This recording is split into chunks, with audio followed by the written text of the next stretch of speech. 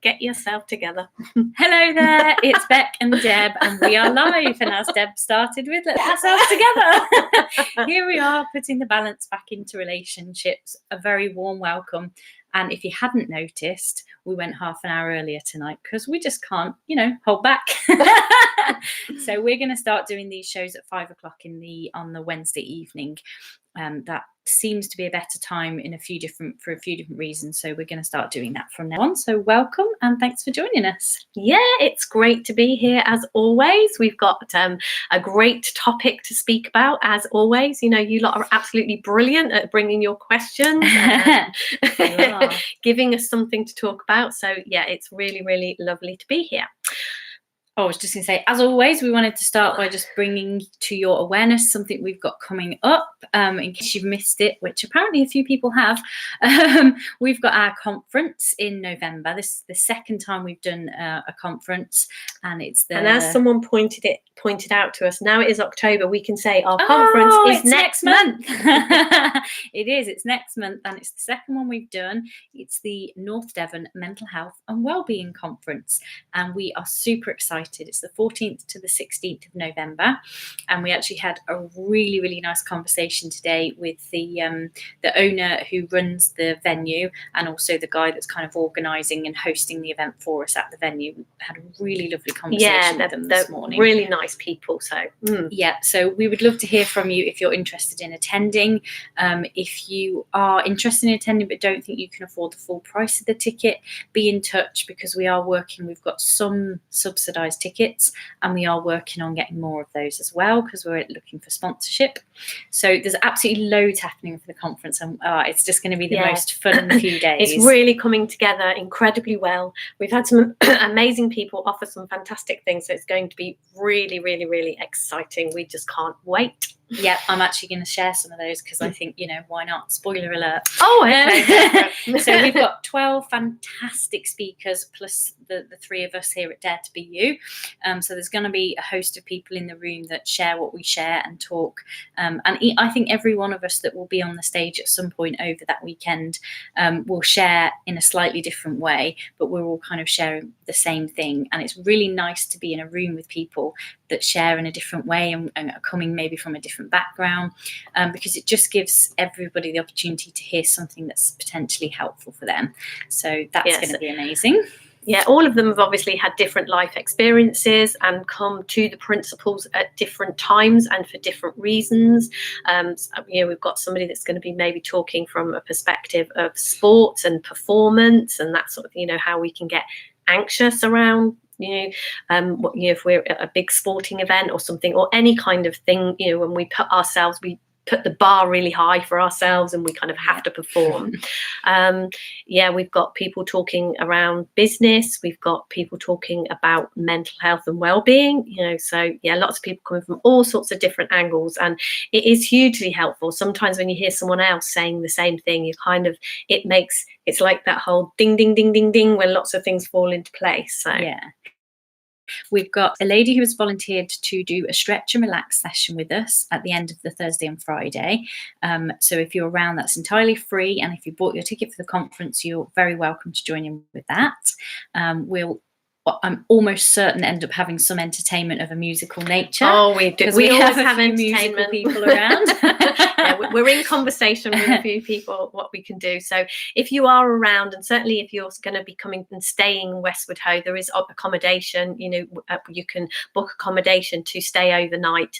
And if you're in the vicinity or staying overnight, definitely there'll be stuff. We'll be up to stuff in the evenings. Oh, for sure. We're going to have a book stall in the room. We've been in touch with quite a few people that we know that have written books around this understanding, and quite a lot of people have come back and said they're happy to provide their books to be on a book stall. So there'll be lots of books available, again from lots of different kinds of people sharing from different kind of perspectives and backgrounds. So that's going to be amazing. And a huge amount of those who are providing books have also agreed to record an interview with us. They are people that, had we got forever and a day, we would have perhaps put them on the stage, but we had to kind of limit ourselves a little bit as to how many people we can have speaking. But they've agreed to do some interviews with us to share something a little bit about what they might have shared if they'd been speaking at the conference themselves. And those interviews will be available after the conference. We're going to be sending them out to anyone that's attended the conference. So that just kind of keeps the conversation open afterwards as well. Yeah, because we've really found that staying in the conversation is a really great way to deepen your grounding or your understanding. You know, it kind of has, you have 3 amazing days and it's really, really wonderful. And then when you kind of go back into your life, it's really, really nice to have those reminders. So that's why we went out and asked those people if they would do these interviews. And they are exclusively at the moment for people who have going to buy tickets to come to the conference. They're going. Yeah. We've done one of them so far and had a couple of conversations with other people who have agreed to record those. And the one we've done is brilliant. I can't wait to put it out there. So there's just been lots and lots of stuff bubbling around the conference, and we don't want it to be the best kept secret. So we just wanted to start with that tonight. So on with the show, living and learning. Oh my gosh. What haven't we learnt this week, Deb? Yeah, it has been a little bit of, it's felt like a really, really busy week this week for whatever reason. So over the weekend, as we often do, we went away. I went to visit my mum in Coventry, and Bec came in the car. You went off to visit your partner Andrew and came to visit your nan, my mum, as well. And my daughter came as well with the baby. And we left a little bit later than we normally do on a Friday morning, and so we ended up traveling at not a great time on the Friday. So we ended up stuck in the car a little bit longer than was our intention. Yep. And it's really, really interesting. You can really see how, when we're kind of out living in the world, which all of us do, and stuff happens, we have these experiences, and you can really see how it looks so real, that being stuck in a car a long time with a young baby in rush hour traffic on a motorway on a Friday evening, when you definitely don't want to be there, you want to be somewhere else entirely.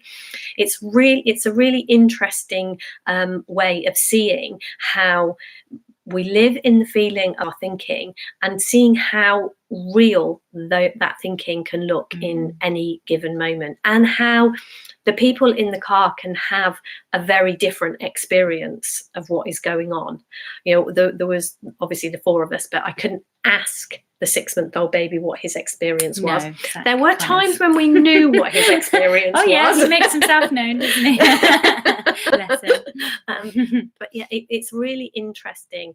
And for me, I know a lot of the time I talk about getting curious and playing around with what we see, and these times, these moments are for me, they are great moments to do that, to get curious and kind of notice how I was noticing how I was going in and out of being bothered by it and not being bothered by it, and as the driver, taking on how other people were feeling. Was Bec okay because of how long we'd been in the car? Was my daughter okay? Because and kind of feeling at times that was my fault. So I think that these things, the way when we're out in the world and just living life, they are a beautiful gift to us to play around with what it is we see and what it is we feel, and notice kind of what goes on for other people, and how 2 people in exactly the same circumstances can sometimes have a very different experience of what's going on. And interestingly, how we can also have the same experience sometimes. There were definitely moments when we all felt like we were kind of feeling the same thing. So for me, it just feels like every moment of every day is a gift for me to live and learn from, to kind of see something in each moment. It's really interesting hearing you say that part about you worrying about kind of maybe what we were thinking, and that it was your fault that we've been in the car so long. Because conversely, I'm sitting next to you thinking, oh, we've been in the car so long because you're going a little bit out of your way to drop me off. Because we decided, my partner lives in the Midlands and about 45 minutes away from where Deb's parents, my grandparents live. And so it kind of made sense. We were all heading up there on the same day. It sort of didn't make sense to take 2 different cars for the sake of maybe a 45-minute trip out of the way. So we decided to all go up in one car, which made perfect sense when we made the decision, as these things do. And then what inevitably happened, because it was kind of Friday afternoon and it was rush hour traffic and the motorway and all the rest of it, that kind of 45 minutes out of your way ended up being, I think, an hour and a half out of your way, didn't it? Or something like that, because of the traffic. So I'm sitting there having all that thinking, oh, if I'd have just come up in my own car, if I'd have just, if we'd have done this, or if we hadn't have done that, you would have been home and dry way before we were even sitting in that traffic. Yeah. So I'm having that same kind of thing. This is my fault. I've made them sit in the car longer. And I'm kind of there like, there's literally, it doesn't feel like there's anything I can do. I can't even get out and walk from here. But still, I'm on the motorway. I don't know. Would you have chucked me out on the motorway? And there's kind of, in my head, I'm then going, oh, it's gone. And then I'm doing the whole story of, it's okay, because on Sunday I'm going to get the train back, so they won't have to go out of the way for me. And, we had agreed this. It wasn't me that made them do it. And all those stories that kind of go on in your mind. And what, for me, I kind of notice when that happens is how, because that's kind of going on in our minds, we can't hear anything other than our own thinking, because we're very caught up in it. And I could feel myself going into that kind of reactivity of, I could feel it in the car. Yeah. It's really interesting how you can feel the energy in the car that everybody is getting. Kind of you can feel into that tightness and the story. Yeah. And we'd actually had a really lovely journey kind of prior to that. We'd had some really nice conversations, some really interesting stuff come up. Zach actually at 6 months old was clearly quite happy for the most part in his seat. He was yapping with us and having cuddles with us when we stopped and things. And I could definitely see that kind of what happens for me is I go into almost shutdown mode, and I can't have proper conversations. Like, I'm trying to engage when our in heads conversation, get busy. And I'm not in that conversation. I'm up in my story, trying to resolve something, trying to fix something, trying to make it better, trying to make it less whatever it is that it is, less reactivity, less negativity around it all.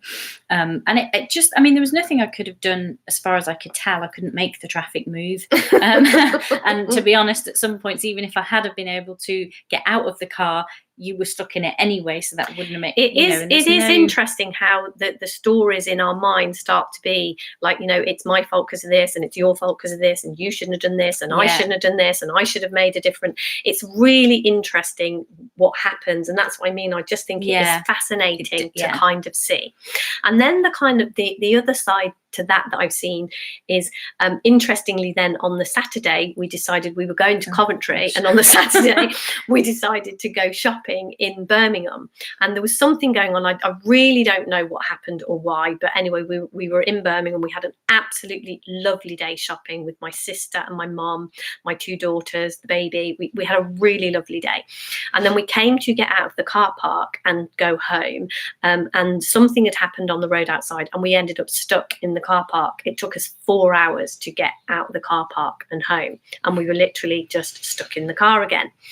And it was really interesting again to kind of see the dynamics and what your head does, and what happens with that. But the really, really interesting thing that I saw around that, and that has really been coming for me around this understanding, was, again, the nature of human beings is to self-right. And we'd kind of, what had happened the day before when we've been stuck in traffic, and in that moment, it kind of feels like I'm going to feel this way all the time. It just feels like I'm annoyed with, or whatever, annoyed at the traffic, or annoyed with a person, or whatever it is that kind of comes into our mind. And you can really see how your innocence in that, if you like, when you begin to, just if my mind's kind of gone like, if it says it's my fault, or if it says it's Bec's fault, or if I say it's Laura's fault, and your mind starts to make a really good case for that being how it is. And what I can see is that I used to just go with that, unquestioningly go with that. And what I saw with the kind of playing around with this is that even when my mind did those kinds of things and started blaming whoever it chose to blame in that moment, seeing that I am not my thinking and I don't have to agree with what my mind is saying and doing, it kind of it separates what's going on just a tiny bit, just a crack that gives you another option and something different to think about. And, being stuck in traffic, it's one of those things. But what I see is when we play around, that ability, that whatever it is that human beings can do in that moment becomes available way more situations. And sometimes, it's the difference that makes the difference.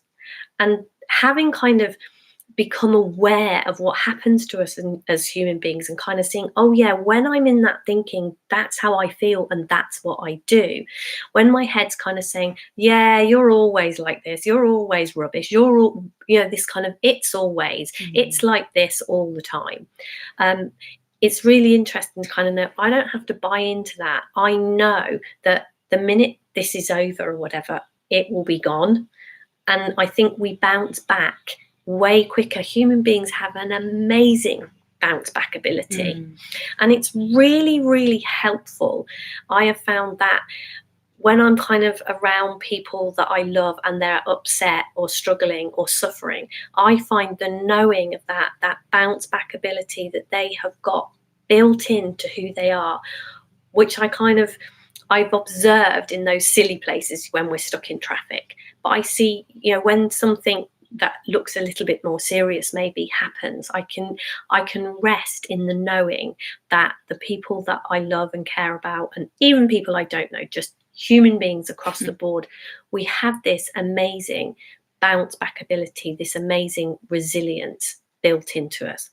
So I'm grateful that those things happen, because it's kind of like it's all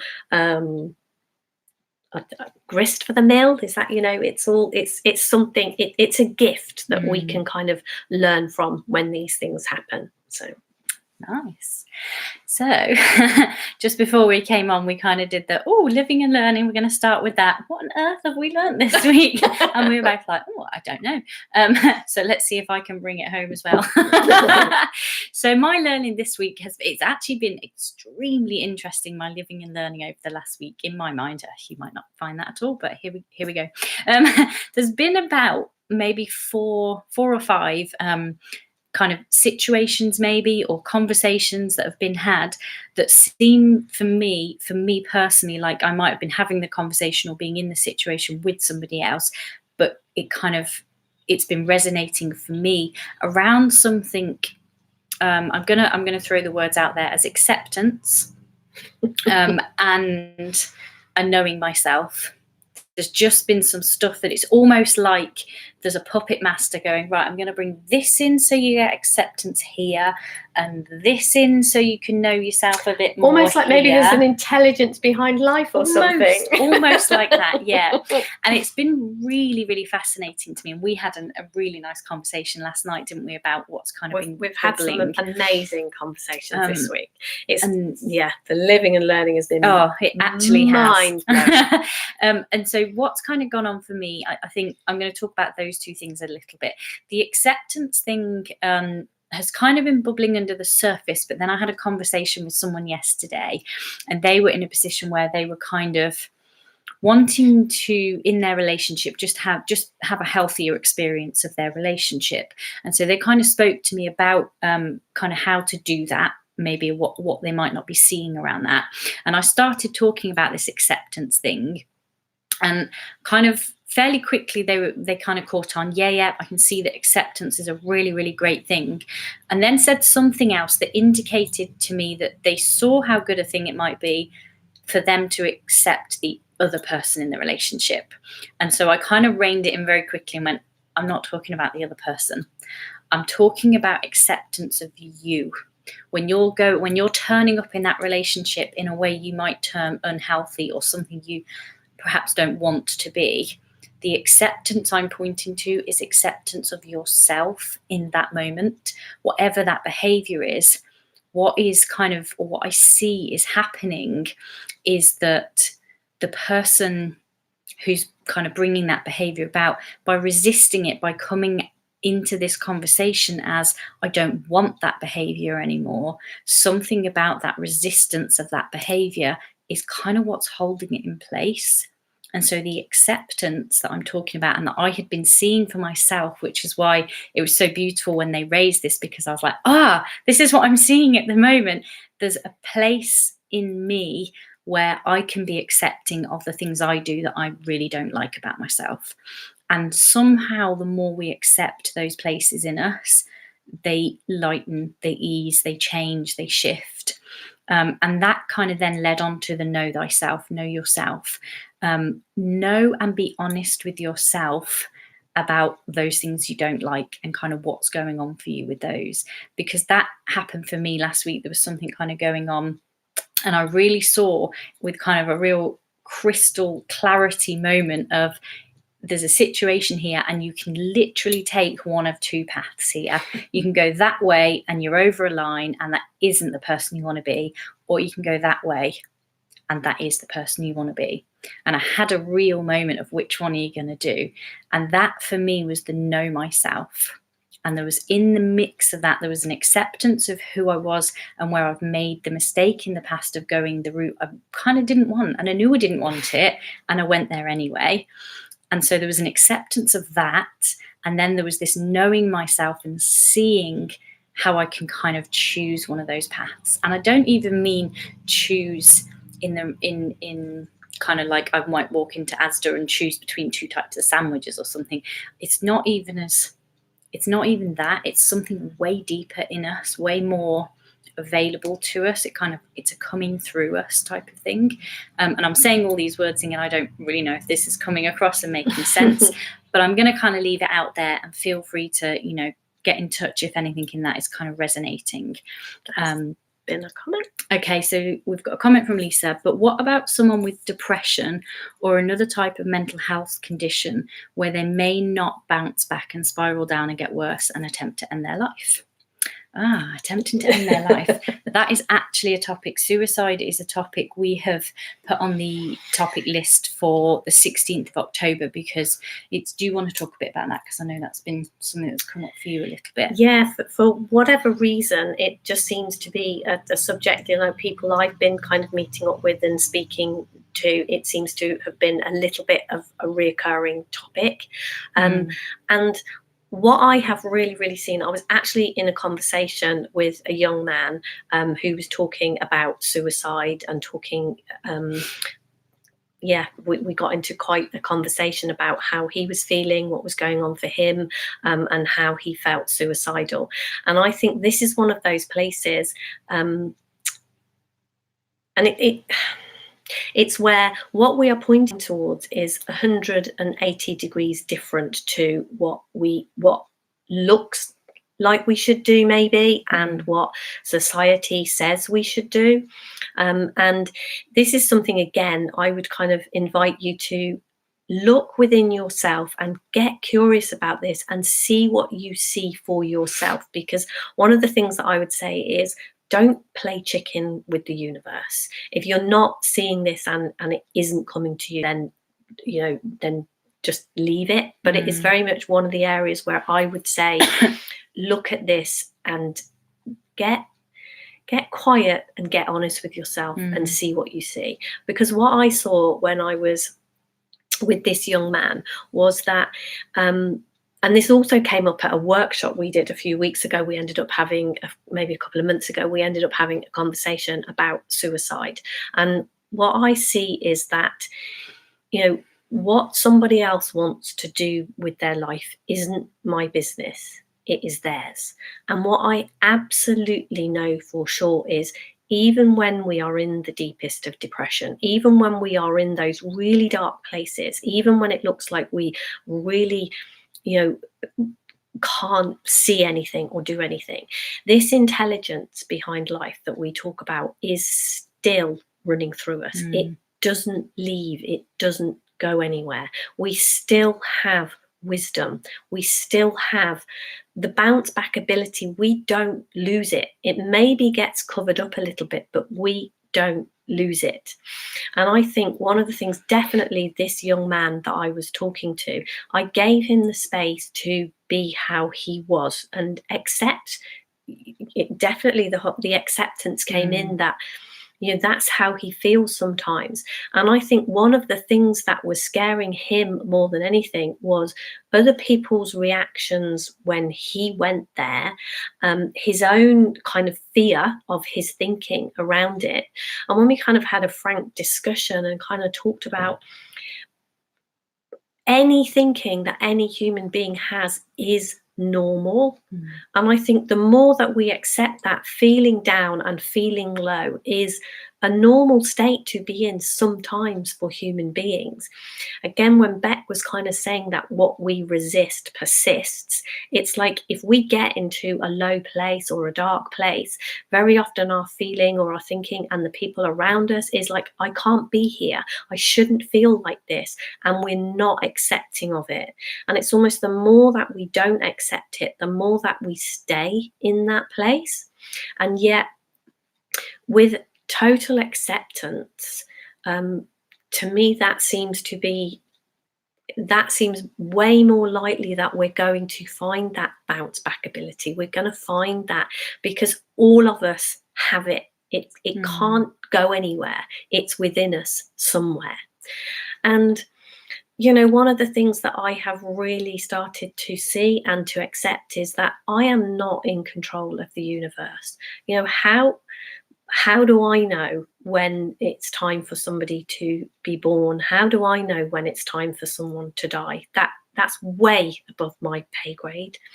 And it feels like I have this connection to the intelligence of the universe. And if I trust that I have this, then that seems to be the best gift I can offer people around me when they get into that place. So I don't know if that answers that at all. And again, you know, if that's brought up stuff for anyone, it is, you know, it's quite an emotional subject. Please feel free to kind of reach out, speak to us. We're very visible, you know, always bouncing around somewhere. And it is, I'm kind of glad you raised that, Lisa, thank you, because it is a topic that's been coming up around us recently. And the conference we're doing is around mental health and well-being, partly for that reason. I think it was something you found the other day that said men under 40, the biggest killer of men under 45 is suicide. So it is something that needs to be talked about, and the questions need to be asked. We need to work out, you know, and see what it is we're misunderstanding here. So it's definitely something we've put it on the list, the concrete list as to what we're talking about over the next few weeks. And we'd already got a topic for next week, so it'll be the week after, the 16th. We're going to talk about suicide and the principles, and then it is going to be something we're going to bring up on stage in the conference as well. Yeah, because I've got a 21-year-old son and I've got a 6-month-old grandson, and so it is very much kind of a topic that I don't. If the biggest killer of men under 45 is suicide, then, you know, as much as we might want to do cancer research and things, this is something that a topic that I feel very connected to. And it is something. And clearly, if there's been a huge rise over the last few years. That's why, you know, it's been announced on, I think it was announced on the news a little while ago, and then I saw it in somewhere, you know, where it said that the most likely way that a man under 45 is going to die is in the UK is through suicide. And then, you know, it kind of occurred to me that that's why I want to talk about this subject, because clearly with the rise in that, what we are doing at the moment isn't working. And I know kind of what we are pointing towards is 180-degree different to what has been done in the past. But maybe it is time to try something different, because if those statistics have gone up that much, clearly we're not doing something right. Yeah, so thank you for that question. So our official question for this week is, and I think this was someone around maybe a trauma or a difficult situation. They felt they'd been blocking their feelings for quite a long time, that it become normal to kind of feel fairly numb and fairly unemotional. And they kind of wanted to know, how do we if we've perhaps come out of a traumatic situation or moved through something, how do we start to feel again? How do we kind of let our emotions through again? And I actually think that fits quite nicely with what we were just talking about there, about the bounce back thing. So that's our question for this week. It's actually supposed to be you that's talking first. Oh, is it? Yeah. I just dived in and stomped all over you. That's fine. Dive away. Yeah, it's not a problem. I can really see, for my own personal experience of that kind of thing, having been in a very unhealthy relationship, I very much got to a place where I would just not take any notice of my feelings and just kind of push them down and ignore them, because it didn't feel safe to kind of feel that way. And what I have seen for me is that when we get into this conversation and when we begin to look in this direction, I think getting into this conversation, it's built into us, this bounce back thing, this kind of, I don't think there is anything specific we have to do, but maybe it is the acceptance, and maybe it is the kind of allowing ourselves to just return to that place. It feels like it's going to happen naturally when we are ready. It feels like when we kind of begin to accept ourselves, the very fact that the person is asking that question says to me, well, you're actually, you're ready for something to happen. You're ready to start to feel things that you didn't dare to feel before. And interestingly, one of the conversations we had earlier on today, we were talking about, isn't it funny how the universe gives you what you need in any given moment, and it's like you don't get too much to deal with. And I think very often when we kind of think that we've numbed out and think that we haven't dealt with our feelings, maybe, I don't know that that's exactly what's happening. And if we're not ready for something, it's not going to be there. And then the moment that we are ready for it, then it will be there. I don't, if you notice, sometimes when we are in traumatic situations, if it's amazing, if you go to things like 9/11, and in the midst of all sorts of things, we can kind of just not, the horror of it doesn't haunt us in that moment because there's stuff to do. And then later on, when we're in a place, when we're ready, it slowly starts to come back. And I think the person that asked this question, the reason that this question came up was because something is that it is starting to come back, because it will. There isn't anything necessarily you have to, apart from maybe just be incredibly kind to yourself and get curious and look in this direction. Yeah, what kind of comes to me when we're talking about this kind of thing is how incredibly well designed we are as human beings. Because I remember last year at our conference, one of our speakers told a story, and I won't be able to tell it as beautifully as him, it's his story, but I'll give you the main gist of it.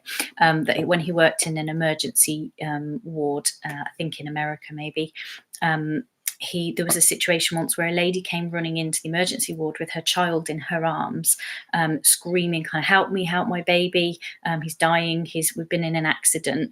And they kind of took the baby out of her arms, and paramedics went off to kind of help the baby, and Andy that was speaking at our conference kind of went to help the lady, and got her a wheelchair because she actually had a broken leg. Like one of her bones was sticking out of her leg, and she'd run from her car into the A&E ward. I think maybe a couple of miles, maybe he said she'd run. Yeah, it was quite a distance. I can't remember the distance. But, certainly further than anyone with a broken leg should be running. And she had no concept of the broken leg in those moments because her concern and her focus was on her son. So she was physically able to block out that pain, and that that would have been a physical kind of a pain. And I think the question is coming more from an emotional pain point of view. But my kind of point here is that as human beings, we are part of a system that is that clever that in the moment when your baby needs you, you can run on a broken leg to save your baby. And people will have heard other similar kinds of stories, I'm sure, where human beings turn up in a situation that if you sat down now and said, okay, let's break your leg and then go for a run, you're not gonna, even the thought of it makes my toes curl, because it just, no, why would I be able to do that? But in the moment when we're needed, when we need to turn up like that, we are in a system, we are part of an intelligence that is so incredible and so beyond what we can perhaps think up in our own human minds, that we can do stuff like that. And to my mind, that we're not just limited to the physical stuff. We're not just limited to physically being able to heal and care for ourselves in that way. That is across the board. And I think that almost even goes back to Lisa's question, that whatever it is that's going on for us, it is built in that we can come back to balance. It is built in fact, maybe that isn't even the words, maybe it's, for me, something that's been coming to me again recently, is it's a backdrop. Everything we experience is against a backdrop of absolute perfection and innate health. That is who and what we are, this clear, white, pure backdrop, and anything else that comes plays out on that backdrop. But that backdrop can't be damaged. It can't go anywhere. It is our bounce back. It is our feelings that can play out.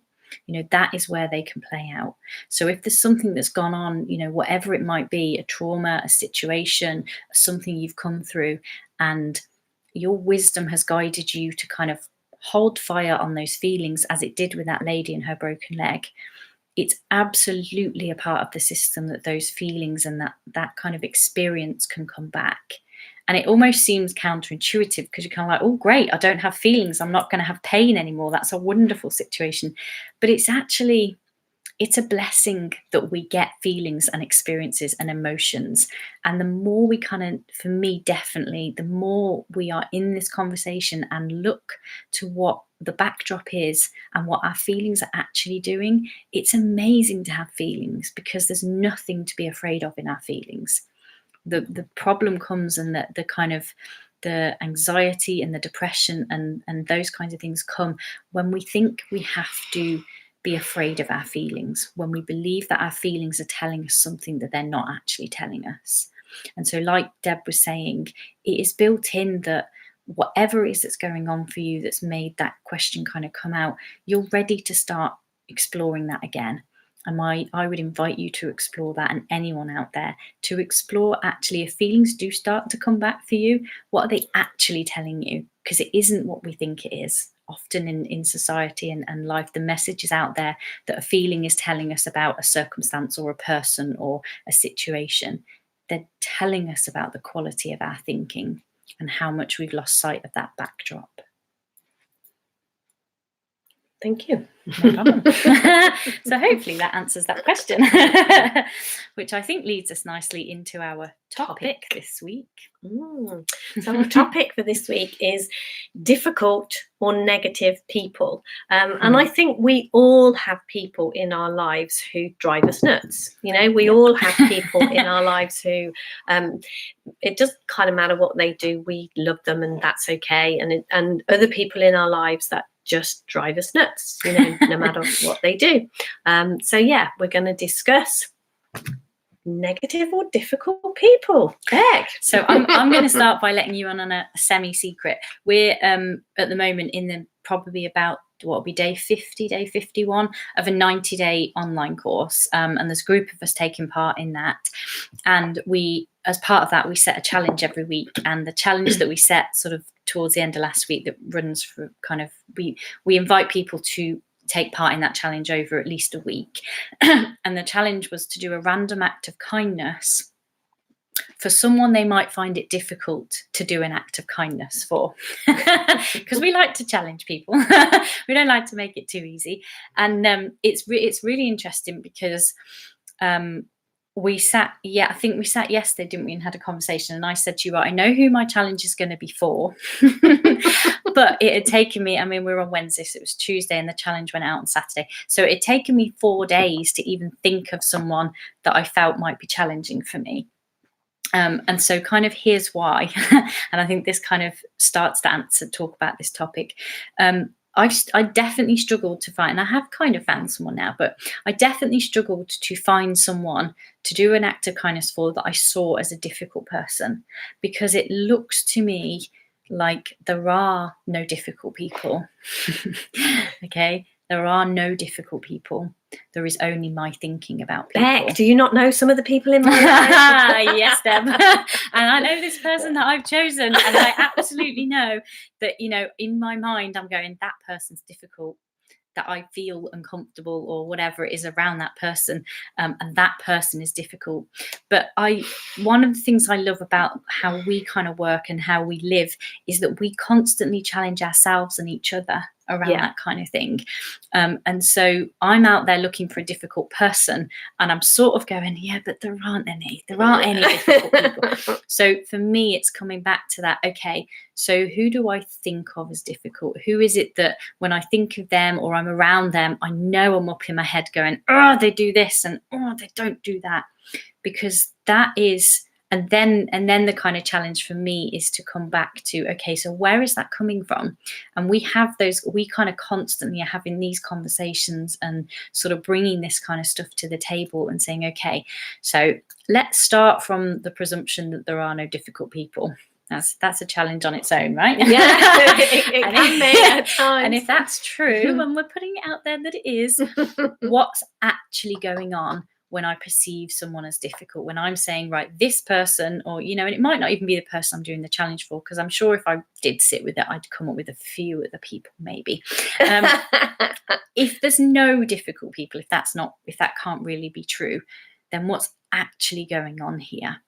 And one of the things that when I first started talking or hearing about the principles and learning kind of what they were, it really, really hit me, this idea that thought creates our experience and thought creates our feelings, because it was so obvious in some places, right? It's really obvious in some places. And then there's those really tricky places where it's not obvious. It's really not obvious. And it really looks the other way around. And it really looks like difficult people are causing my feelings. That really looks like they are difficult. And so I feel uncomfortable because their behavior and their attitude, or whatever you want to call it, is difficult. And so for us, we're regularly kind of looking back to ourselves and going, okay, that can't be true. So if the premise we're starting from is that there's no difficult people, there's only our thinking, how can I explore that? How can I play with that? How can I get curious about that? And we just keep kind of doing that, don't we? Just exploring and being curious about where it's possible. And sometimes I don't see it. I really don't. My experience really tells me that person is difficult. But there's something in me that says, be open to that not being true. And then I just kind of keep playing with it. So... And I think that brings us back again to the acceptance thing, doesn't it? Oh, yeah. And really, really interesting, because I had something going on, and there was somebody in my life who I sometimes see as a little bit difficult. And we were having a conversation about it, and I was kind of, one of my things on the 90 days is that one of the commitments, this was something else we did, we all made commitments, and one of the commitments that I have made is to try and be kinder. And so I was kind of wrestling with this person in my mind, and I was kind of like, what? I want to be kind. That's what I want to do. And we had this conversation in the car, and Bec was kind of saying to me, bring this back, to bring this back to you. And I was like, yeah, I do. Okay, so take a breath and bring this back to me. And it's really, really interesting what happens. And like what Bec suggested was that I accepted the part of me that is being irritated by this person. And because what we kind of do is like, I don't want to be like that. I don't want to behave like that. When I was in this place, if I want to be kinder, I'm kind of like, I don't want to be irritated by this person. I don't want to behave in that way around this person. I want to be, because I love people. I'm absolutely a people person, and I just love people. I'm just like a puppy around people. I think they're great. And I'm kind of like, I don't like that. I'm not, sometimes when this person irritates me, I don't like that. I'm not like that. It doesn't feel like I'm being true to who I am. And it really, really feels like it's to do with them. I feel like they don't like me very much. And so, I'm irritated by the fact they don't like me. And so it's like, okay, if we kind of come back, like Bec was saying, if we go back to the beginning and kind of take out, we know that is just an illusion that is being created by the power of thought that's passing through me in this moment. And even though it was kind of like, oh my gosh, this illusion looks so real, it's okay, take a breath, just for a minute, imagine that that's what's going on here. This is an illusion created by the thinking you have in this moment. And actually what is going on for you is there is a part of you that you don't like very much. How do you feel about accepting that part of you? And this is where I think sometimes it takes courage to do that, because everything in me wanted to kind of say, oh no, Bec, I get, probably other people, that's what's going on for them. But do you know who I am? Do you know how enlightened I am? Kind of, no, that's kind of not going on for me. And it's one of those, swallow it and kind of, look at this for yourself, because this is investigating who we truly are and looking at who we are. And this is one of these things, again, when what we are pointing to is 180 degrees different to what anything else I've ever kind of come across before. And this is like, right, okay, take a breath and do that. Look at me, look at what is going on, for me, how is this being created through me? And what I have seen again and again and again was there was definitely a moment there when everything in me kind of wanted to reject that and wanted to say, no, that isn't how it is. And, this person, they definitely are doing something, that there's some responsibility that should be theirs. But when I kind of actually had the courage to look at it, what I see that blows my mind about this understanding is what is the other side of this. When we kind of do that, when I swallowed it down and kind of was like, yeah, Bec, thank you for kind of pointing me back towards that. And trust me, in me, I'm Bec's auntie, I'm older than her, I've been in this in this longer than you. Took some courage to say that to you. It does. Yeah.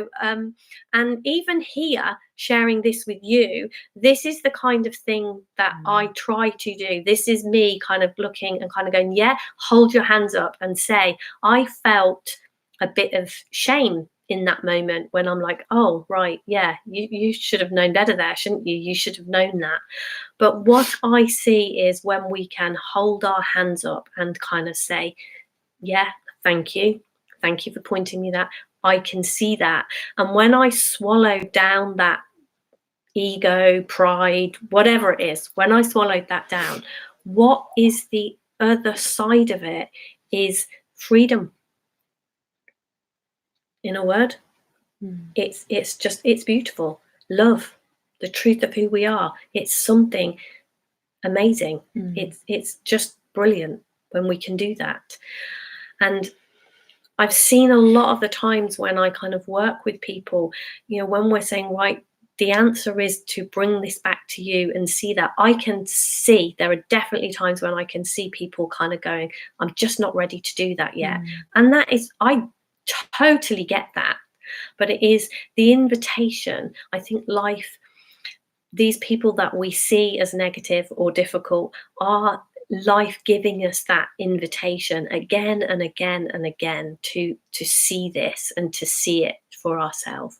And absolutely, it takes courage sometimes to do it. And there are millions of times when I know I am not courageous enough to do it, and kind of, I want to look better than that. I want to look more enlightened than that. I want to look more intelligent than that. And sometimes I won't do it. And I'm grateful for the moments when I do. So thanks for that earlier, Bec. Well, do you know what? That's really interesting, because I'm going to say thanks to you, because what I absolutely love about the way this works is the system, the intelligence behind this is so damn clever that it set it up that when we talk about there are no difficult people, even Deb's not difficult. There's not even a Deb that I was talking to. You're like, the intelligence of the universe gave me that question through Deb, because within seconds of answering your question when you were talking to me earlier, I'm talking to myself. You're not it's not even about you, it's about me. And I'm saying, can this not be about me a bit? And I'm saying that to you when we're in the car having this conversation, and I'm saying it's not about the other person, Deb, it's about you. And in my head I'm hearing, it's not about Deb, it's about me, because this is what, we literally here, we're practicing what we preach. I'm, within seconds of starting that answer to Deb, I'm not even talking to Deb anymore, I'm talking to me. And the universe gives us those moments. So it appears as though Deb's asked a question she needs an answer to, and I noticed within seconds that the universe gave me a question through Deb that I needed the answer to. And that is how this works. It just doesn't matter how far out we look for difficult or negative people. When we come back to us, there is only us that needs that answer.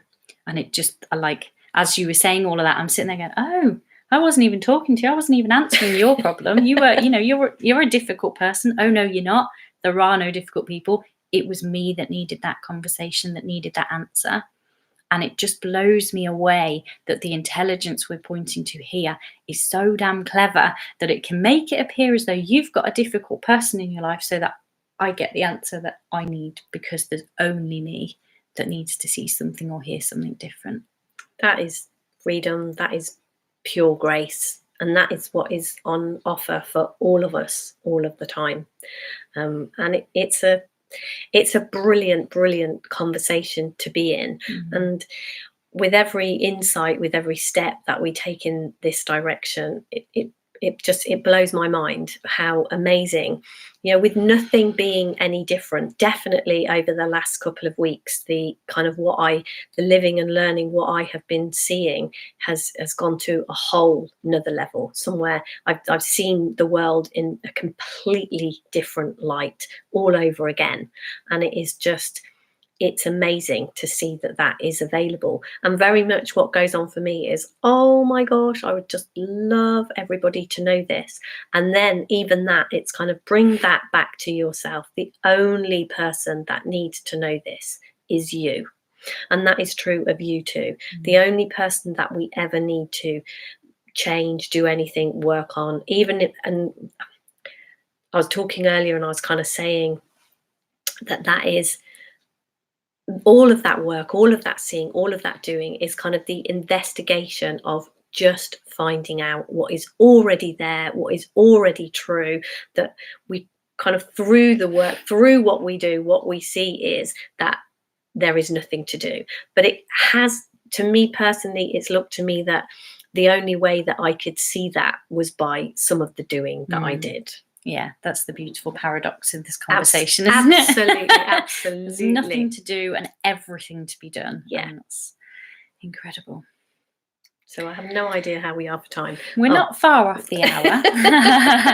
I feel like maybe we've... I think that might be a nice time to kind of start to wrap up, actually, because I feel like we've shared a lot, put a lot out there, thrown a lot into your plate. So, but as always, if there's kind of stuff that comes out of that for you, we're always kind of taking topics and questions either for this particular live show, and we do other kind of videos and stuff that we put out regularly. So we're always happy if there's questions or stuff that's come up. If you want to send those in to us, we're happy to answer them. And if there is something that's kind of come up from that and you'd like to work with us on a more kind of close deep dive basis, we do some paid programs as well as kind of the free shows that we do. So there's always a way to be in touch with us and find out about those. So our topic for next week is loving what is, which I think just goes beautifully. We could literally seamlessly move into that now. So we will be here at 5 o'clock. Is that true? Yeah, next Wednesday. We'll be here next Wednesday at 5 o'clock. Live at 5, and we're going to be talking about loving what is. We haven't had a question as of yet, but we have. Oh, have we? Oh, sorry.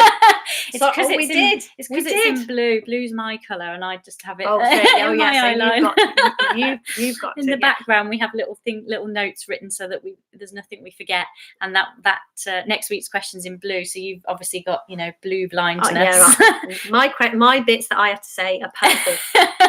So next week's question is about wanting to fix and change things that it appears you can't fix or change. So that's going to be a great topic, and I think fits very nicely alongside loving what is. Spoiler alert. So yeah, join us next week live at 5. We will see you then. Anything else before we finish, Deb? Just a reminder, obviously, if you're on here, hopefully you are subscribed to our YouTube channel, but if you're not, please do that so that you don't miss these live shows and other videos that we put out.